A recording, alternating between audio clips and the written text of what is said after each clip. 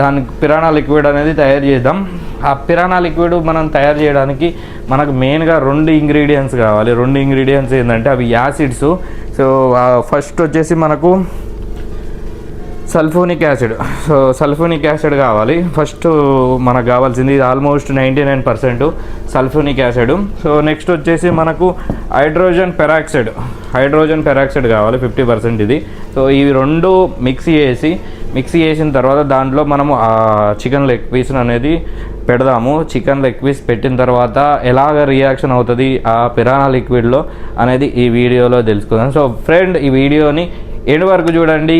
ఇలాంటి reaction videos కోసం subscribe చేసుకోండి. ఫ్రెండ్స్, మనం స్టార్ట్ చేద్దాం.